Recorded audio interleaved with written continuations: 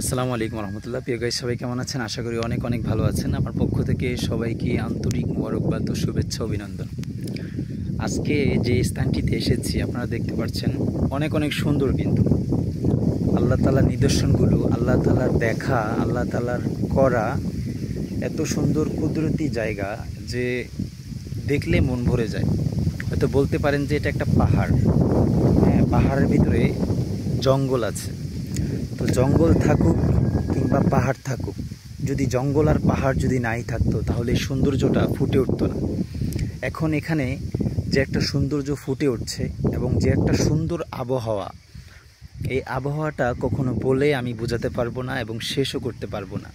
কারণ এই জায়গাটাতে এত একটা বাতাস, এই যে দেখেন আমার পাঞ্জাবি লড়ছে কিন্তু বাতাস, এই যে দেখেন, দেখতে পাচ্ছেন বাতাসে গাছগুলো কিভাবে দুলছে।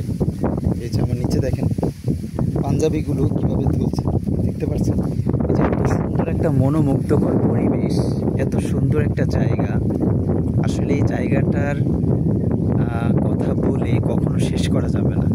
এই সৌন্দর্যর মাধুর্য, এই জায়গার যে একটা পরিবেশের মায়া, একটা ভালোবাসা, এটা বলে কখনো শেষ করা যাবে না। একটু পরে পরে, কিছু সেকেন্ড পরে পরেই বাতাস আসে, এত ভালো লাগে এই হাওয়াটা, মানে শীতল হাওয়া, একেবারে গাও ঠান্ডা হয়ে যায়। আর এখন যেহেতু বিশেষ করে গরমকাল, গরমকালে এই বাতাসটা আমাদের জন্য খুবই উপকার, খুবই উপকার। আর এই বাতাসটার মধ্যে কোনো প্রকার আপনার ভেজাল নেই, বুঝতে পারছেন। আমরা যে শহরে বন্দরে থাকি, হ্যাঁ, বিভিন্ন প্ল্যাটফর্মে আমরা থাকি, সেখানে কিন্তু আপনার যেই হাওয়াগুলো, সেগুলো কিন্তু অনেক গরম হয়। আর অনেক হাওয়ার মধ্যে আপনার দূষিতও থাকে। ঢাকা শহরের মধ্যে দিয়ে যখন আপনি রাস্তার পাশে গিয়ে যখন হাঁটবেন, হ্যাঁ, তখন দেখবেন যে ওই হাওয়াগুলো যদি আপনার নাকে ঢুকে কিন্তু অনেক ধরনের সমস্যা হতে পারে।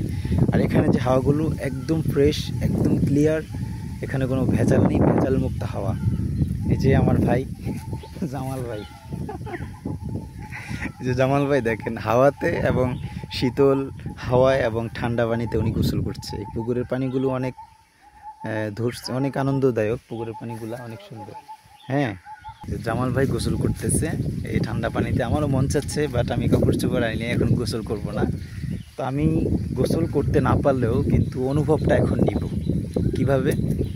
পুষ্করিণীর পাড়ে যাব, পানিটা আমি ধরবো। যতক্ষণ পর্যন্ত না ধরবো, ওই পানিটা না ধরলে আমার স্বাদ নেওয়া হবে না, আমার স্বাদ নিতেই হবে।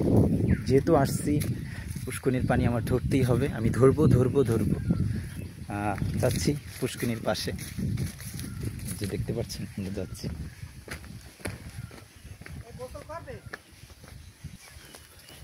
এই যে প্রিয় গাইস, পানি ধরলাম, অনেক সুন্দর পানি।